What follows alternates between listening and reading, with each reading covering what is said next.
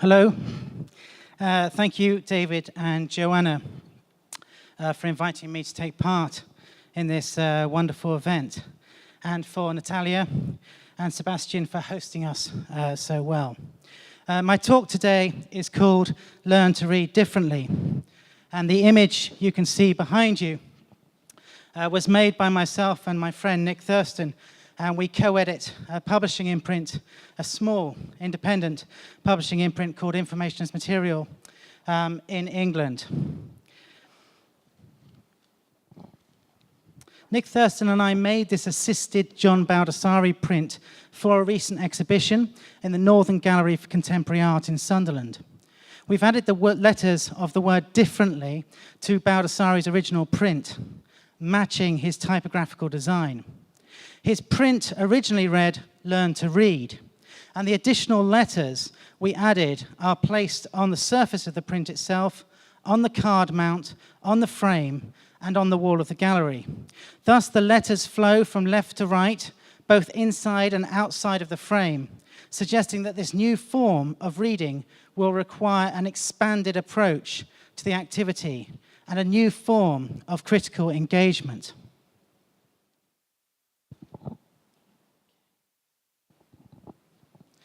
The next project I want to tell you about is a book I made in 2003 called The Royal Road to the Unconscious. And it was inspired, I was working for 5 years with a professional psychoanalyst, Dr. Howard Britton, creatively. I wasn't his patient, I hasten to add. But basically, I was reading Freud's interpretation of dreams one night, and I came across this famous sentence of his: "The interpretation of dreams is the royal road to a knowledge of the unconscious activities of the mind." And as soon as I hit those words, royal and road, the way I make artworks or projects is I tend to get stuck, a bit like a stuck record, on a particular phrase or a particular sentence, and I can't seem to move past it. And that then transforms itself into a book of some sort. So when I hit the words Royal Road, it immediately made me think of this seminal work by Ed Ruscha called Royal Road Test from 1967. For the benefit of those who aren't familiar with this work, I've put in a few images. Royal Road Test is like a sort of crappy domestic washing machine manual. It looks very cheap and nasty, and it's got this kind of spiral binding. But it's quite a strange object.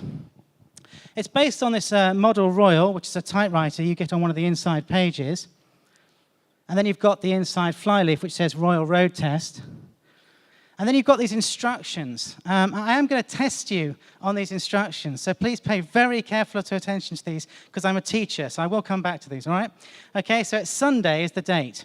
You don't have to remember all of this, but if you could just remember approximately 122 miles southwest of Las Vegas, Nevada.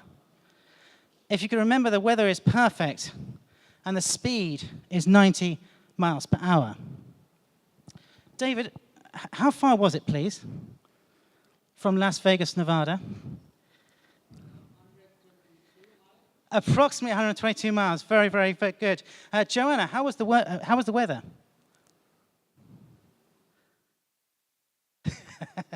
But perfect, absolutely. And Barbara, what was the speed? Thank you very much, 90 miles per hour. I'm not, some people think I'm reenacting a Ed Ruscha project. It was more about conducting an experiment on Professor Freud's writing, and I'm using his set of instructions as a ready-made set of instructions, hence the reference to Duchamp's fountain. Okay, so this is how the book goes. It concerns a 1963 Buick LeSabre that looks incredibly sexy, but really this is about as interesting as a Ford Fiesta or Ford Mondeo nowadays. This is the driver, Ed Ruscha. This is the window from which the test was made. This is the test area. Now, this is actually known as the Devil's Playground, okay, approximately 122 miles southwest of Las Vegas, Nevada. Now, if you guys ever get whacked, I hope you don't, but if the mafia whack you, this is where they'll bury you. And there's not much out there apart from a few corpses and, the odd scorpion and rattlesnake. So very inhospitable. Now, Ed is pointing here to this point on the highway where he's actually got Mason, the guy standing at the other end of the line. Mason Williams is a writer. He got him to throw his Model Royal typewriter out of the window of the speeding car at 90 miles per hour. It struck the highway where Ed is pointing, and the wreckage, the skeleton, the carcass was strewn for the length of that demarcation line. And the rest of the book, this strange, weird, strange book from 1967, just contains images of the skeleton, the corpse. We've got a bit of typewriter ribbon there. This is my favorite moment. This is the tab key stuck in a thistle bush. And here they are looking at the skeleton on the side of the highway. So this is my book, which is from 2003. And again, it's like some sort of student calendar or something, very cheap. Spiral binding, mimicking Rushka's own production. My permission for this, I think, is from the artist Sol LeWitt, who said in sentence number 5, he said, irrational thoughts should be followed absolutely and logically. So if you have a completely mad idea, the idea is you should follow it all the way through. So this is the copy of Interpretation of Dreams by Freud. It's a weighty tome. It's about 900 pages long, so it's a massive book. And this is my psychoanalyst copy, and he actually stuck a copy of a sticker from the Big Daddy from Sugar Puffs over the top of the Pelican logo. This is Tristan Tzara. Now, I don't know about how many of you know this, but with the cut-up was invented by Tristan Tzara in 1927. Tzara basically went to a lecture theatre in Paris. And in this theatre, like we are today, he chopped up his poem into single words, and he started pulling them out of this bowler hat, which he had on the front of the stage, and reading his poem randomly. Falling. Imagination. Reality. Proceed. Cerebral. How. Accelerating. Now, you guys took that really well. You just remained quite calm. There was no shouting or abuse. No one was upset by my random poem. But back in 1927, people were very upset by Tristan Tzara's poetry, and particularly the fact it was random. People started shouting abuse at him, and Tzara's friends said, stop shouting at him, I want to listen to the poem. And the people who were shouting at him started punching the people who didn't want them to start shouting. And then they picked up chairs, and they smashed the chairs over each other's heads, which is why I'm glad the chairs are fixed down here. The place turned into a complete riot, and the lecture theatre was actually ruined. As a result, Tristan Tzara was kicked out of the surrealist art movement.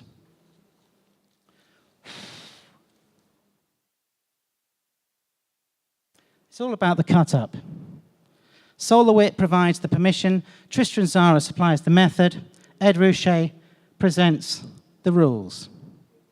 I'm far too lazy to chop up this book, Interpretation of Dreams, 900 pages all by myself. So I invited my students to participate in the project. Basically, they came along with a pair of scissors, and they were tasked with chopping up 10 pages of Freud's writing each. Textile students, if you're wondering, were the best at this. They could manage 10 pages of Freud in 3 hours flat. Chop, chop, chop, chop. We did ask the Arts Council of England if they'd fund us to go to 122 miles approximately southwest of Las Vegas, Nevada, but they said no.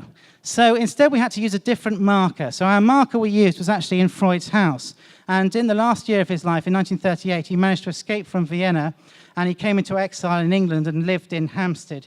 And in a house, his son-in-law, who was an architect, designed specifically for him. And that is the house that actually has the couch on which the Wolfman lay, Anna O lay, and recounted their dreams to Freud. So we started from Freud's house in Hampstead, from his psychoanalytical couch, and then we drove approximately 122 miles southwest. The day was Sunday, of course. It was approximately 122 miles southwest of Sigmund Freud's psychoanalytical couch. The weather, perfect. The speed, 90 miles per hour. The car we used was a Renault Clio Sport. Va va voom. This is, I don't know if you get this sign here, but this is the national speed limit demarcation sign in the UK. I would suggest it might be necessary to transcend the national speed boundary in order to access the workings of the unconscious mind. Here's the driver, Dr. Howard Britton, professional translator of the unconscious. And here's the moment I released 223,764 words from the window of a car traveling at 90 miles per hour.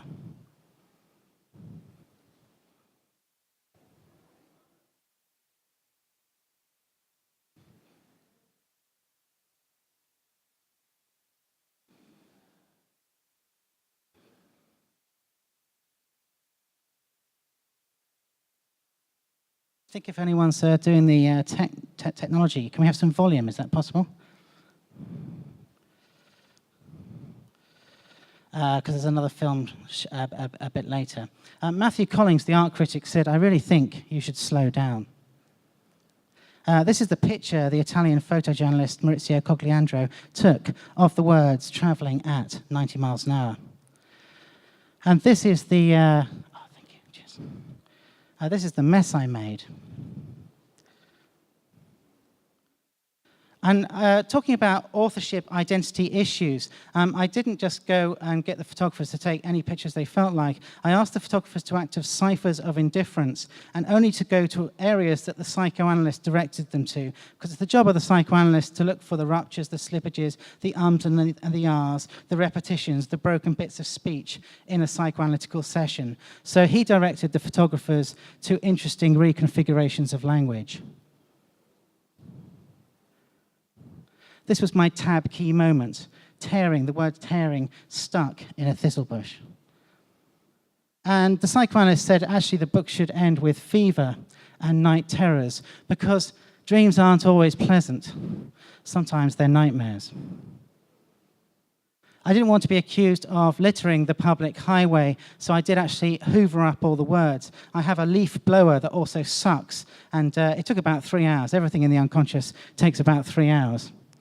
And after 3 hours' work, I found a packet of royals. Okay, what I'm going to suggest today is this type of activity. My co-editor, Nick Thurston, has come up with this idea that what it's called is conceptualist reading performance.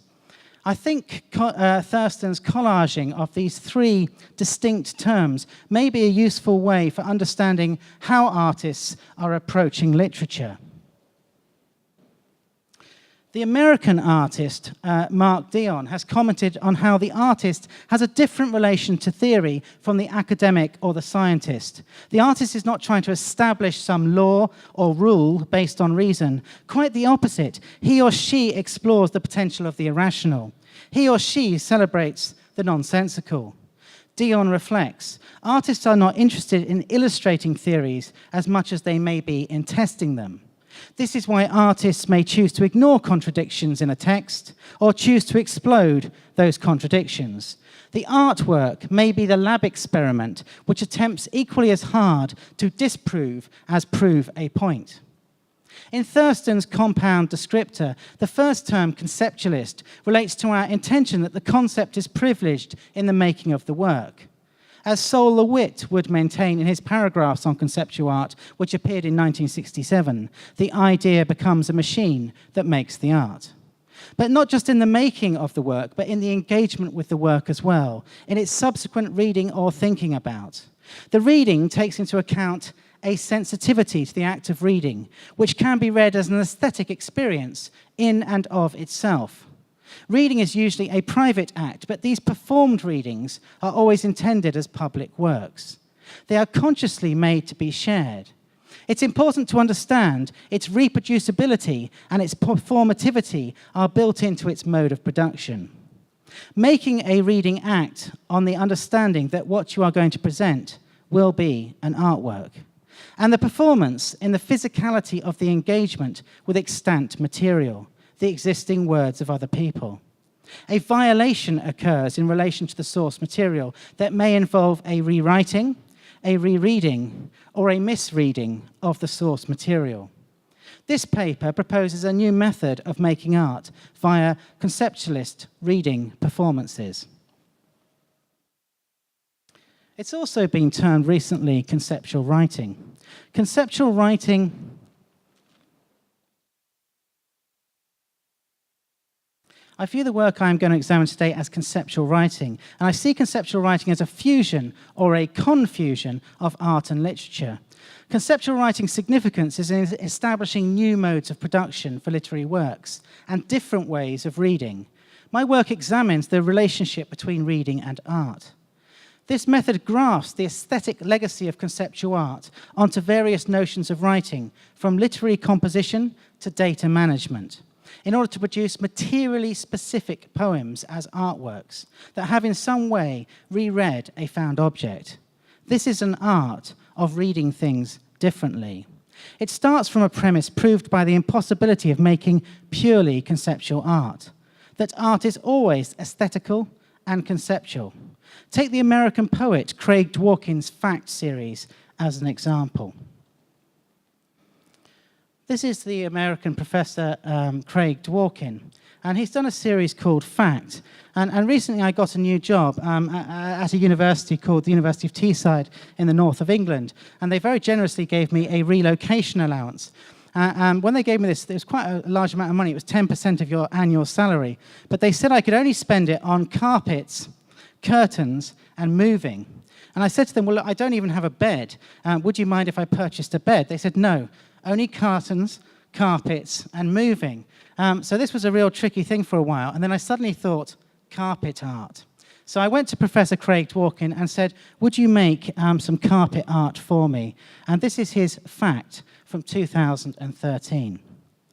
Dworkin's Fact series is an exact list of ingredients that make up the constituent components of the object, hence the blunt title of the work. It's a self-reflexive, deconstructed meditation on the act of writing and of publishing, with an emphasis on the materiality of language.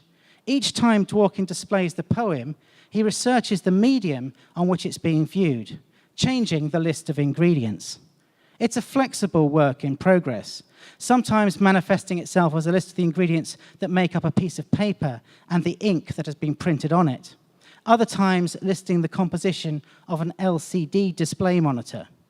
For Learn to Read Differently, Simon Morris commissioned Dworkin to work with the ingredients of a rug, hand-knotted in the traditional method by weavers on a loom in Pokora in Nepal, using Himalayan wools, Chinese imperial silks, and several color dyes. It is exactly what it says it is. The idea is written on and through the material form. Conceptual writing couples an obsession with language as both material signifier and social activity. In doing so, it establishes a mode of making art that asks, what could we write if reading could be a materially productive act of making art? How might a certain kind of reading as making problematize the understandings of authorship, production, and reproduction ensconced in our cultural industries? The work I'm interested in celebrates reading differently as a praxis of exploring the elsewhere of what languages and their users can mean and do. I am committed to working collaboratively and against all too certain counterproductive divisions between contemporary art and contemporary literature. Conceptual writing maps contemporary art methodologies onto existing literary works, utilizing methodologies such as appropriation, chance procedures, copying, constraint-based systems, DIY self-publishing, interventions, redaction, the ready-made, reframing, transcription, translation, and undesigning, whilst acknowledging earlier 20th century precursors of this conceptual aesthetic in the work of Dadaists, Oulipo, Fluxus, and language poetry. A lot of the strategies being employed in these literary works are well-rehearsed methodologies in the art world. I'm sure you're all familiar with the work of Sherry Levine. Sherry Levine is clearly acknowledged as one of the forerunners of appropriation art through her inclusion in Douglas Crimp's seminal Pictures exhibition. In the late 70s, she started taking photographs of other artists' photographs, pictures of pictures. She described her intention as follows in conversation with Jean Segal.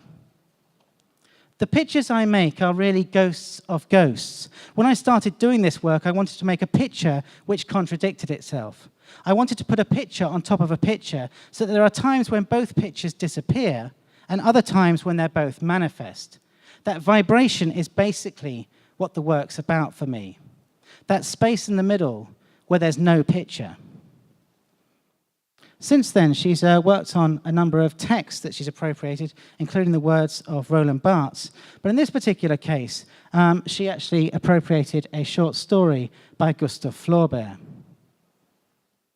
Working with the fantastic printer Imshoot in Ghent, Belgium, she had the type reset for Gustave Flaubert's Un cours simple. The book maintained both Flaubert's name and her own.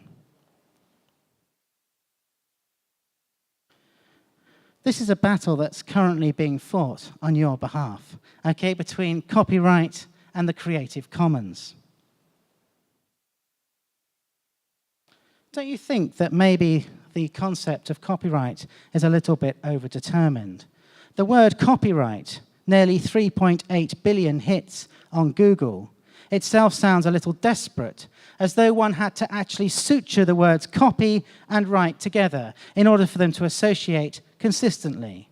Just to put that in perspective, Freedom gets only 315 million Google hits, and Truth, 312 million, a factor of 10 less than copyright. Even Sex only gets 876 million hits, in case you were wondering. Don't you think that the concept of copyright is a little bit overdetermined? The copyright debate, the side we come down on at Information as Material, is very much the Creative Commons. We are most interested in shareware and acknowledging language as a shared space of encounter. As Professor Jane Rendell put it so beautifully, she was one of my best teachers, she was absolutely fantastic. She said, I discover parts of myself in my encounters with others.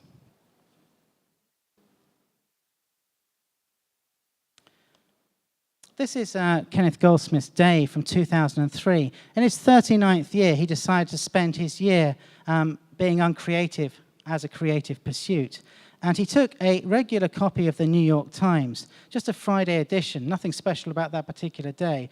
And he copied it from left hand to right hand, from top to bottom. And it makes for about an 800-page book.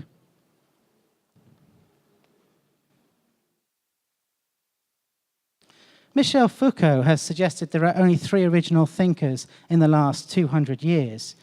He talked about these thinkers being Sigmund Freud, Friedrich Nietzsche, and Karl Marx. He said these people were original in their thinking because they'd created what he called transdiscursive positions. In other words, they'd created schools of knowledge that had led to other schools of knowledge and had kind of spread or grown exponentially. So I can quite explain it quite easily if you think about Sigmund Freud and, seeing him as someone who was around at the beginning of psychoanalysis. And then if you think about it, it's not just Freudian analysis. There's also Kleinian analysis. There's also Jungian analysis. There's also Lacanian analysis. There's many different schools of psychoanalysis which have spread through the 20th century and into the 21st century like a virus.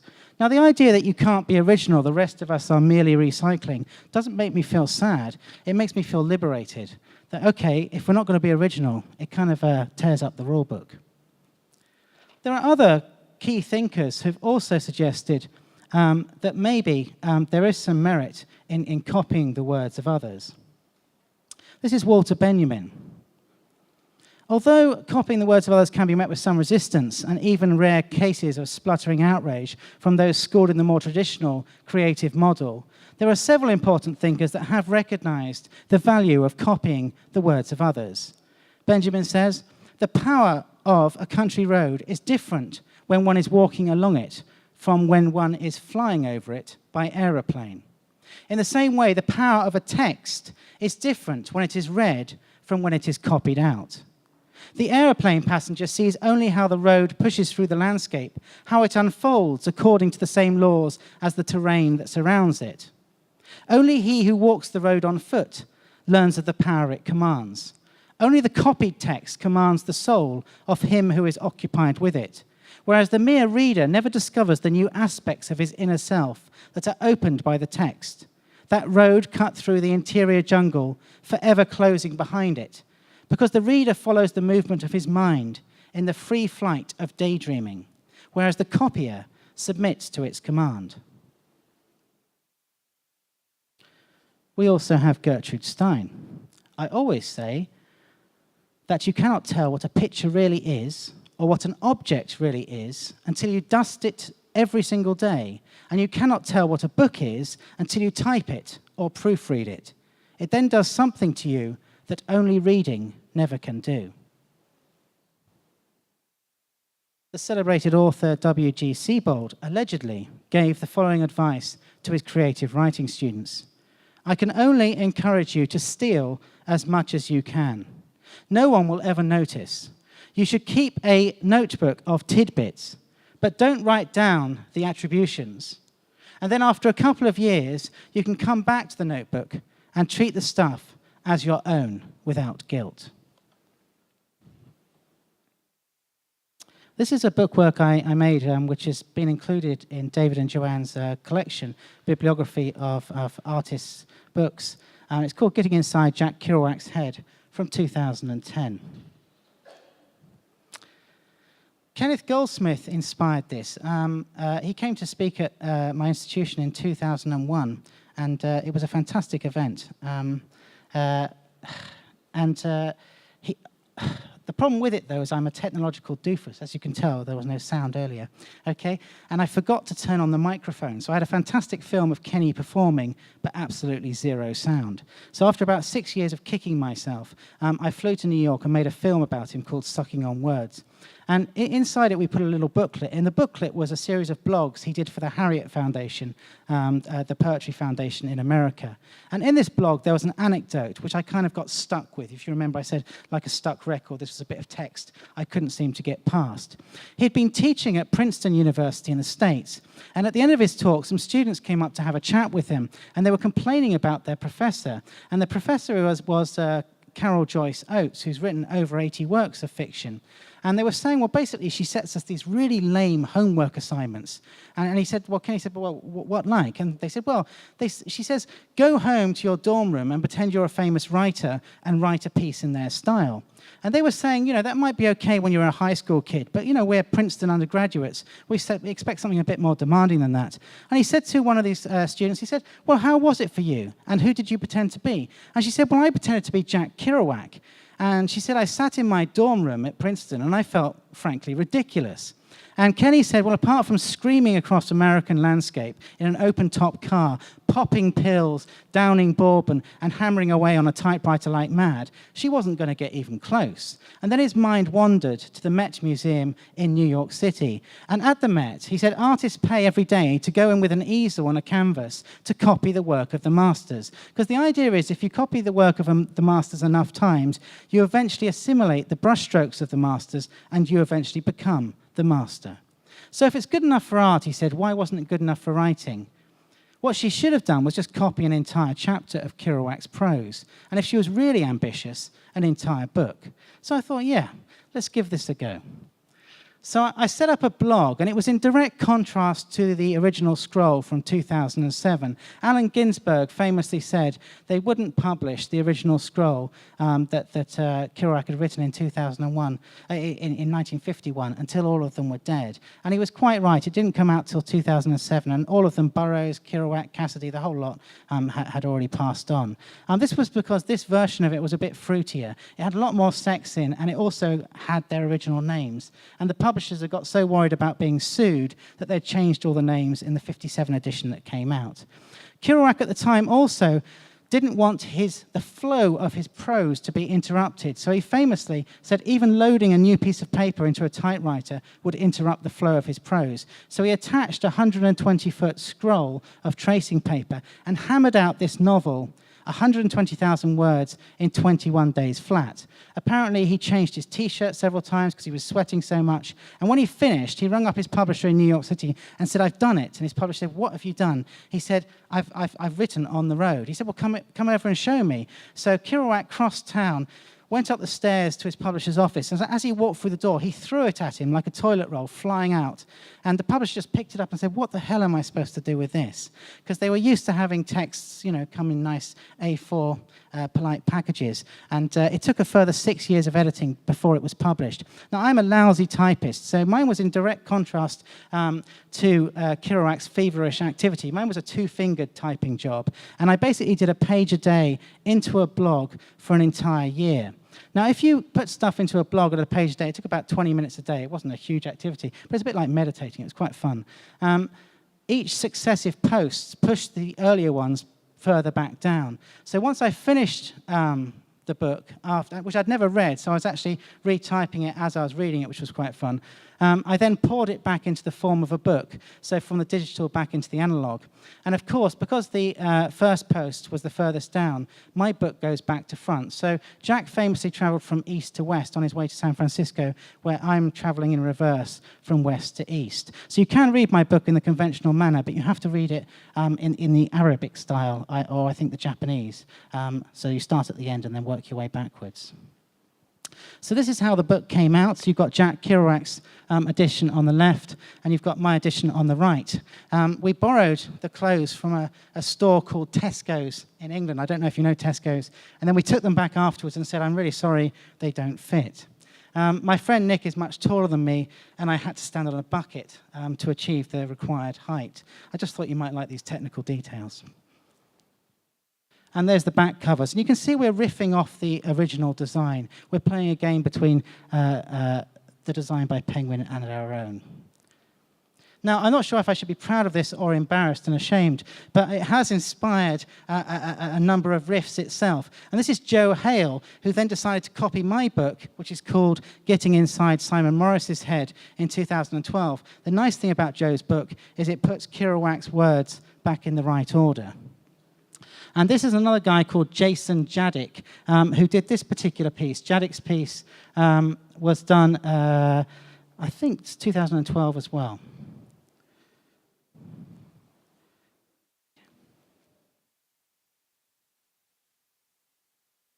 There should be some sound now. Is there any technical assistance? There should be some sound on this.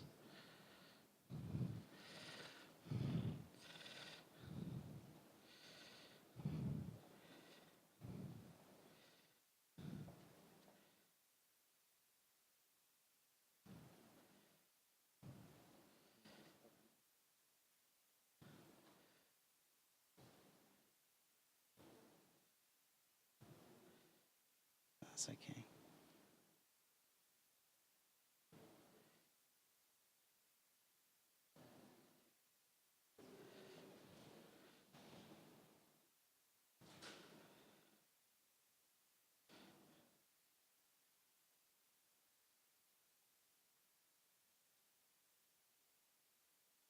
You probably have to go to the slide before.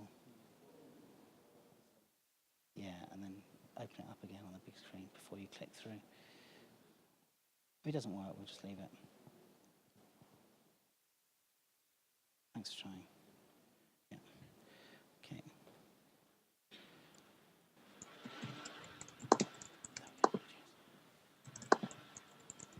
In response to Simon Morris's Getting Inside Jack Kerouac's Head, I'm going to marathon retype all of Jack Kerouac's The Subterranean Text.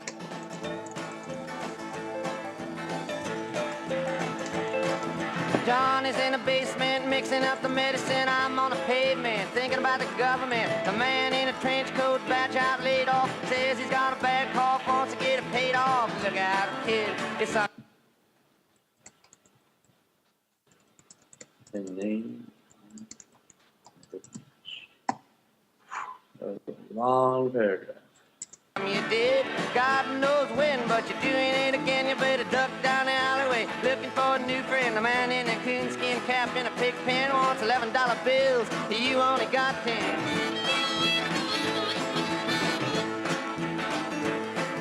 Maggie comes Fleetfoot, face full of black soot, talking at the heat, put plants in the bed, but the phone's tapped anyway. Maggie says a minute, say that. Does Kenny know about all this? Yeah. He said you hipsters are blowing up, the bar bit is higher. must bust early, man. Orders from the DA. Look out, kid, don't matter what. Yeah, it looks like it gets more spaced out too as it goes on. I just wanted to finish. I'm in the thick of it now, though. What you did, walk on your tiptoes, don't tie no bows. Better stay away from those that carry around a fire hose.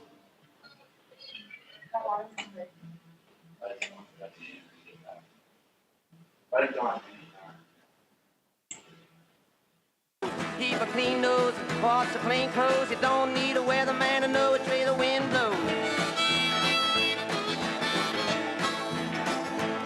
Oh, get sick. So we didn't keep an eye on it, we just wanted to get things. Okay. I honestly feel fine. I think it's fun. Get well, hang around the inkwell, hang bell, hard to tell if anything is gonna sell. Try hard, get bought, get back, ride rail, get jail, jump bail. Join the army if you fail. Look out, kid, you're gonna get hit by losers, cheaters, six-time users, hanging around the theaters. Girl by the whirlpools, looking for a new fool. Don't. I understand that. I feel if And you just, yeah. I it's very physically sweet. can't do it, I will stop. If I think I'm going to hurt myself, I'll stop. But at this point, I think I could physically finish. Because you know he's not going to watch you actually finish it. Yeah, but You won't be able to see it. it'll be recorded. I don't think the project will not be as satisfying to me if it's not finished in one day. And I think I can do it. So I'm just going to go through with it. Follow leaders, watch your parking meters.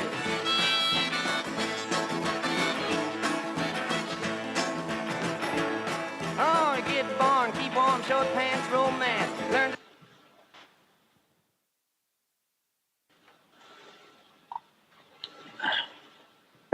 dance, get dressed, get blessed. Try to be success. Please her, please him. Buy gifts, don't steal, don't live. 20 years of schooling and they put you on the day shift. Look out, kid, they keep it all hid. Better jump down a manhole, light yourself a candle. Don't wear sandals, try to avoid the scandals.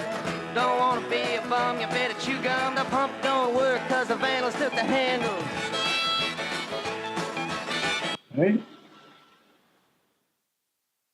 Or 3.5, about 3 pages left. So it's been a good ride. Go.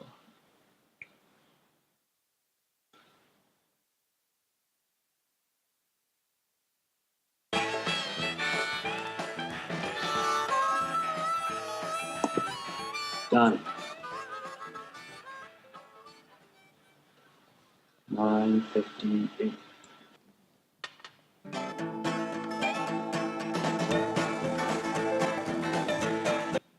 So he poured it again back into the form of the book, but it was a bit broken up. That movie didn't translate too well. But what was amazing, he finished it with 23 hours and 58 minutes with 2 minutes to spare. And I like the way they kind of refer to it almost like extreme sport, this extreme writing. But that's Jason Jadek and his piece, The Uncreative Subterranean. I would also suggest to you that it's enriching to extend these concepts of copying to other areas of your life.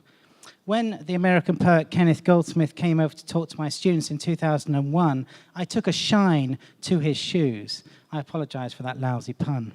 The campers, in case you were wondering, were campers 16937-004, Euro 44 USA 16937 MPM Black, 44XX Catalog .35, if we're going to be precise. I then found a pair in Paris and then another pair in Leeds, and finally the fashionable clogs arrived in York. In total, I have worn what came to be known in our house as Kenny's shoes for the last 10 years.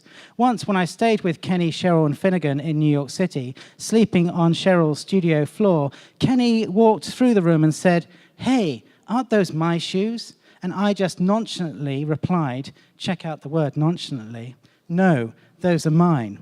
Recently, I came across this short piece of text in my Samuel Beckett biography. When Beckett and Joyce were alone together, however, mutual silences were often one of their principal methods of communication. Silences, as Beckett put it, directed towards each other. Joyce usually sat in the attitude familiar from photographs, legs crossed, the toe of the crossed over foot pointing downwards in its tight, patent leather shoe or twined round the calf of the other leg. Beckett adopted a similar posture, the faithfulness and humility of the imitation being emphasized by the fact that he'd also begun to wear similar footwear, even though such natty shoes did not suit his feet, and he suffered accordingly. And Joyce himself wasn't immune to borrowing from other people. He said, "I am quite content to go down to posterity as a scissors and paste man," Joyce told the American composer George Antheil, "for that seems to me a harsh but not unjust description."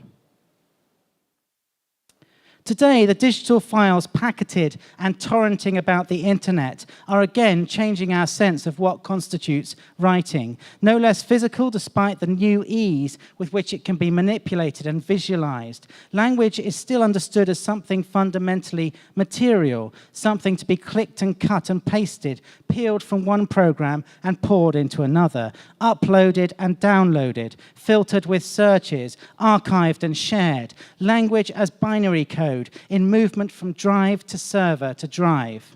The most interesting writers today, accordingly, are taking the technological imperatives of the age of fiber optics and deploying them as compositional strategies, appropriating, reframing, and repurposing texts from our vast cultural database of found language. Innovative writing need no longer be predicated on generating new text. Intelligent plagiarism is sufficient. So David talked at the beginning about issues of authorship and questioning identity. This is Andy Warhol with his hands over his face. And this lovely image is by Dwayne Michaels, where Warhol literally shakes his head and erases himself in the process of having his photograph taken. So a couple of books I wanted to suggest to you today in new ways of making the novel. Is it written by a machine? How about using algorithms to write? This is a book I made in 2005 called Re-Writing Freud. My wife is a brilliant computer designer, app designer, web designer. And I said to her, can you make me a machine that will take every one of Freud's words out randomly and reconfigure them in a random order? And she made me this wonderful algorithm, and it was installed into this interactive touchscreen kiosk, which was shown in 2005 in a show in France called An Art of Readers. Basically, it regenerates Freud's entire book, Interpretation of Dreams, in a random order. It takes 78 hours to reprocess his text. And you can print out each page of reprocessed text as you go. And at the end, you can actually choose to reprint the entire book. So these are people engaging with the machine in various exhibitions. And then I again poured the book, the rewritten text, back into the form of a book because I wanted to see what it looked like. And I spent 2 weeks happily rearranging all the paragraphs in the typographical format of the publication. As you can see, again, we're using this riffing from one book to the other. And all that's changed at the top is Sigmund has become rewriting. And the same with the back cover. And I also like the joke, the conceptual joke. Although the book cost me £9,000 to produce in Imshoot in Belgium, I still couldn't resist the joke of having it at exactly the same price as the 1976 edition from which it was drawn. Although that means if I sell the entire edition, I'll still be making a loss. And that's what the book looks like inside, with its reformatted language. And my wife has more recently made it into an app, so you can actually now rewrite Freud's text with your finger, if you wish. And Jake and Dinos Chapman have done one recently called Bang Wallop. And in their particular case, the artists from London, they were working with J.G. Ballard's seminal work, Crash. And what they did was they set a number of algorithms against all the kind of machine code in Word. So they basically literally crashed J.G. Ballard's text itself. So if you look inside, it looks a bit like this.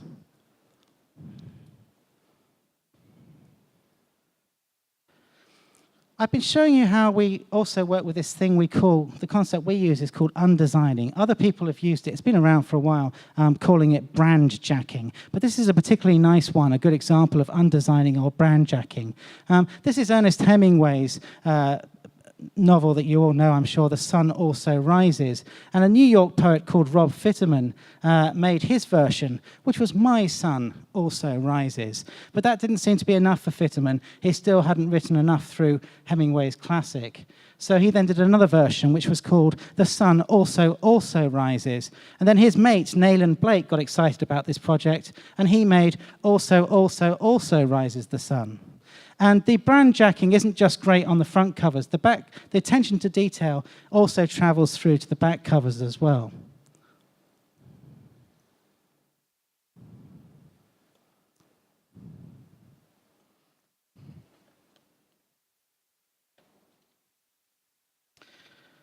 Undesigning operates in a similar manner to Sherry Levine's postmodern conceit of Neil Nude, brackets, after Edward Weston. You can't look at Sherry Levine's image without simultaneously thinking outside of the frame and considering Weston's image.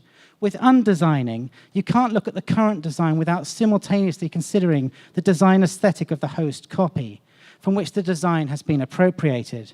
As Nick Thurston maintains, it is the design that is designed to absence itself, to remove itself, to make itself present only as a structural remove. It is the design that holds open a space for the artwork to extend its artistic logic into the should-be territory of design. And undesigning does this in a conceptualist way by structuring a specifically responsive remove. According to this model, design is absented, and in its remove, conceptual extension is played out in ways that allow the artwork to take responsibility for what would normally be design decisions. So this idea of repetition erasing meaning, I think, is very commonly looked at with images with the work of Andy Warhol. 2 Mona Lisas are obviously better than 1. 4 Mona Lisas by Warhol are better than 1. And 30 Mona Lisas are better than 1. Warhol wrote, "I've been quoted a lot as saying, I like boring things. Well, I said it and I meant it, but that doesn't mean I'm bored by them.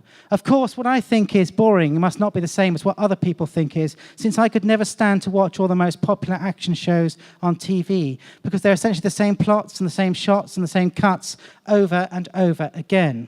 Apparently, most people love watching the same basic thing, as long as the details are different. But I'm just the opposite. If I'm going to sit and watch the same thing I saw the night before, I don't want it to be essentially the same. I want it to be exactly the same. Because the more you look at the same exact thing, the more the meaning goes away, and the emptier and better you feel." So it's understood that Warhol flattened images through reproduction, sucked the meaning content out of images through their endless repetition. One thing conceptual writing does is to flatten language. You become more aware of the material properties of language than its meaning content. In the same manner, poetry alludes to more than the meaning content of words. We are reminded of Wittgenstein's distinction between the language of information, in which poetry participates, and the language game of giving information, from which poetry often escapes. This necessitates a different form of engagement. Information as material turns readers into thinkers. These books are not necessarily meant to be read in the traditional manner, although people, for some weird reason, do seem to want to read them. These works are meant to be thought about, which requires a thinkership rather than a readership. Richard Prince, in 2011, produced his own version of Catcher in the Rye. And it's a mighty fine reproduction. Prince decided to copy the first edition of Catcher in the Rye, hardback, full dust jacket and everything. And the only thing that's different about this book is the name, Richard Prince, instead of J.D. Salinger. In this sense, these books are very much seen as artworks rather than literary works. Prince's appropriation in 2011 of the hardback first edition of J.D. Salinger's Catcher in the Rye was referred to as a sculptural edition in the disclaimer on the front. It clearly states that this is art rather than literature. It was a dead ringer through and through for Salinger's text. Not a word was changed, with the exception that the following disclaimer was added to the colophon page. This is an artwork by Richard Prince. Any similarity to a book is coincidental and not intended by the artist. The colophon then concluded with, copyright, Richard Prince. We're asking you to consider different forms of reading at this symposium. And a nice one for flattening language is Derek Bewley's Flatland from 2007. Flatland was originally written by the Victorian English schoolmaster Edwin Abbott Abbott in 1884 in order to introduce his students to the complexity of perceiving different dimensions, 1 dimension, 2 dimensions, 3 dimensions, etc. In his project, Bewley has recorded the diagrammatic representation of the individual letters on the page. So you've got Bewley's cover here, and you can see again he's riffing, brandjacking, undesigning off the original. And then there's a copy of the page of the text from the original and Bewley's version. What he did was he basically looked at how the alphabetical letters lined up between each line and traced them with a ruler throughout the entire book. He created a constellation of recorded movement. Bewley explains his rationale for the project, stating his desire to subsume Abbott's content into graphical representation of how language covers a page. Kate Amy Briggs works in Paris, and she's known to me for her 2 remarkable academic publications, translating Roland Barthes' final lecture series in 2 recent publications, The Preparation of the Novel in 2011, and How to Live Together, Novelistic Simulations of Everyday Spaces in 2013. Through her translation work, Briggs came across Barthes' notion of pathetic criticism, which she decided to develop into her own experimental bookwork, and she approached our imprint, Information as Material, to publish this work. This is a pathetic criticism here, this little book, which is basically riffing off the Count of Monte Cristo. And what Barthes has said, I think it's a bit like the formulation of the punctum for photography, whereas in a photograph you'll have a few speckles or points in a photograph in which somehow the trauma of an accident or something that's happened might sneak through and they touch you, they wound you. And in the same manner for literature, Barthes talks about pathetic criticism as if you ask someone to record a book they've read, like The Count of Monte Cristo, it's the bits they can remember stand in for the rest of the novel. So she asked about 23 readers what they could remember of his novel, and there's a pull-out section inside like this, and you've got what they can recall standing in for the rest of the book. What's interesting is The Count of Monte Cristo is about a 900-page text, but no one could remember anything in the 700 pages in the middle. People only remember stuff at the beginning and the end of the novel. It kind of makes me think that every book on its shelf should have its companion reader right next to it. From there, she's now working with an eye tracker, and she's just been reading Henry James's The Story in it. And I just kind of like the way the eye skips onto the page and the moments of punctuation as you work your way through. And she's working with a musician now who's going to turn the visual reading into a musical score. And what we're doing today as well, very kindly, David and Joanne said this was okay, was to actually launch this book here, which is Kate's latest book, which in 1 hour's time from now, 1,112 miles away from here, in Shandy Hall in England, will be being launched in an hour's time. And so Kate very generously said we could launch it here. So I've humped 20 copies of this book across from England, and some of you might want to have a look at it. It's a fantastic thing. The Nabokov paper is a project by Kate Briggs and Lucrezia Russo. It takes as its starting point a series of exam questions set by Vladimir Nabokov in the 1950s for students of his now famous lectures on great works of European fiction. In April 2012, 10 artists, 8 writers, 6 university professors, 3 translators, 2 architects, a librarian, a curator, a graphic designer, an illustrator, and a computer engineer each selected a question on one of 7 course texts.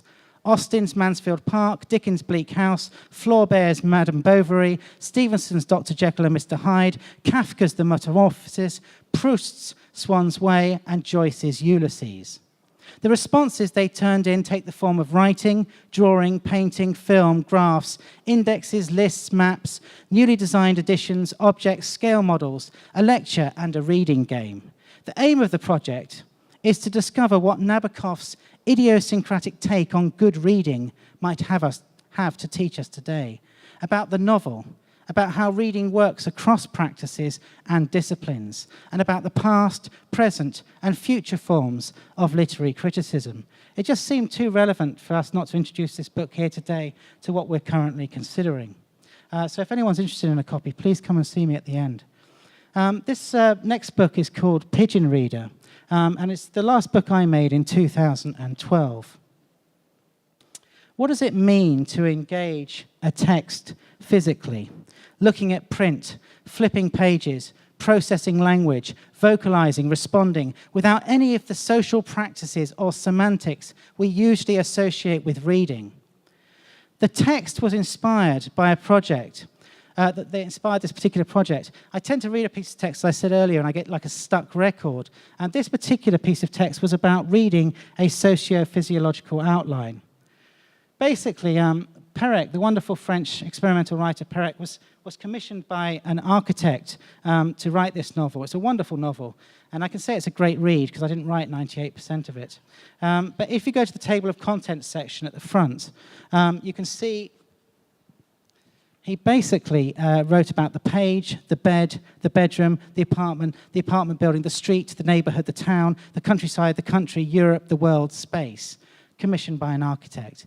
And then whoever put this wonderful volume together, Species of Spaces and Other Pieces, threw a few of his extra short texts into the back. And one was called Reading a Socio-Physiological Outline. And in that, he said, reading is like a pigeon pecking at the ground in search of breadcrumbs.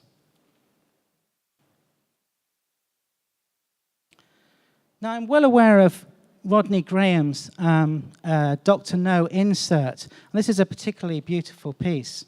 It was a bookmark with a 1991 text that can be inserted between pages 56 and 57 of the original first edition of Dr. No by Ian Fleming, to extend and loop a scene in which a poisonous centipede traverses Bond's naked body. I think it's a wonderful piece, but I'm also thinking maybe, what would it be like actually to take this a bit further than just putting something inside a book, but actually changing an entire book just to change one single chapter? So this is the idea of Pidgin Reader. And it takes on Ed Ruscha's concept of a kind of, He basically says with his books, when you, the reader, open one of Ed Ruscha's books, he wants you to go, huh? Like, what the hell is this thing? I think a more contemporary rendition of this would be, WTF? What the fuck? So when you look at one of my books, I want you to open it up and go, what the fuck? Okay, that's the idea. And as you go through this book, you can see it's the same as George Perec's at the start, except there's a penguin and a pigeon having a face-off. And it is mostly his book until you get to the chapter. You get to the chapter on reading, and it's being read by pigeons. Each page is being very carefully read. That's my Alfred Hitchcock moment, the shadow. There we go. Now, immediately in that text, reading a socio-physiological outline, after it said reading is like a pigeon searching for breadcrumbs, his very next sentence was, this image is, of course, rather suspect. And finally, on the back page, just in a little Perecian twist, just so you know, I asked my friend Professor Craig Dworkin to write the first blurb at the top, but then I asked my friend Professor Christian Bock to write the blurb underneath using exactly the same words, but in a different order. So it's the same words, but they say a very different thing. And Anne Wieglin-Delcourt, who's an expert in artist books, says actually, if you translate pigeon reader into French, lecteur pigeon, your title actually means that the reader has been had, has been conned. Joseph Kossuth's Purloin from 2000. Okay. I think Kossuth's Purloin from 2000, published by Salon Verlag, could definitely be read as a conceptualist reading performance. Those three terms that Thurston has branded together, particularly if you engage with a slide of him on the inside back leaf of the dust jacket. Kossuth is pictured surrounded by the books from which he has purloined his story. A library is spread out before him with placeholders marking the pages he's going to half-inch. That's Cockney rhyming slang for pinch. Roland Barthes' much-quoted line from The Death of the Author reads, "The reader is the space on which all of the quotations that make up a writing are inscribed, without any of them being lost. A text's unity lies not in its origin, but in its destination." Kossuth inverts this procedure by performing through his reading and reinscribing the texts back into a writing. And he's particularly sensitive to the books he's nicked from, he's appropriated from, that he keeps their original typographical layout, which is a nice twist. And if you're sitting here, unlike Sherry Levine, Kenneth Goldsmith, Simon Morris, Joe Hale, Jason Jaddick, Richard Prince, Kate Briggs, and Joseph Kossuth, you do write your own material the old-fashioned way, putting one word in front of the other. You should be aware you might be unconsciously ventriloqualizing someone else's words, as is this humorous case described by the author Mark Twain. Oliver Wendell Holmes was the first great literary man I ever stole from. And that's how I came to write to him and he to me. When my first book was new, a friend of mine said to me, "The dedication is very neat." Yes, I said, I thought it was. My friend said, "I always admired it, even before I saw it in The Innocents Abroad." I naturally said, "What do you mean? Where did you ever see it before?" "Well, I saw it first some years ago as Dr. Holmes's dedication to his Song in Many Keys." Well, of course, I wrote to Dr. Holmes and told him I hadn't meant to steal, and he wrote back and said in the kindest way that it was all right and no harm was done, and added that he believed we all unconsciously worked over ideas gathered in reading and hearing, imagining they were original with ourselves. My final image today, I missed that one, sorry about that. That's, of course, Oliver Wendell Holmes on the left and Mark Twain on the right. My final image today is of Nanni Moretti. In March 2013, I was giving a talk on experimental literature in Prague in the Czech Republic. To date, I've published 10 books, but not a single word of them is my own. I'm involved in the conceptual writing movement that blurs the boundaries between art and literature. I use the existing words of others, extant material. I select it and reframe it to generate new meanings. And in doing so, I disrupt the existing order of things. After my talk, my host George, a beautiful man who is the spitting image of the Italian filmmaker Nanni Moretti. Moretti's face breaking into a smile in his film Dear Diary is probably the most joyful cinematic image I've ever seen. He seemed concerned. He asked me the same question repeatedly. "Do you ever get extreme reactions to your talk?" I shrug him off. "Not really, George, it's only words after all." Later, after a few beers at the Hotel Acropolis, George told me what was on his mind. He said, "I didn't want to tell you earlier in case I offended you, but now, after a few beers, I don't really care." George went on to explain what had transpired at the end of my lecture. A student had approached George in a very agitated state. He was bright red in the face, and his chest was heaving. He was so furious. He spluttered, "How could you invite a professional plagiarist to talk to us?" George tried to explain the work of Sherry Levine and the methodologies of appropriation art to the student, which only made them more angry. George then tried a different tack and said, "Why didn't you ask Simon a question in the question and answer session? Tell him what was on your mind." The student replied, "I couldn't. I was too upset. I couldn't talk to him. I would have punched him in the face." Thank you very much.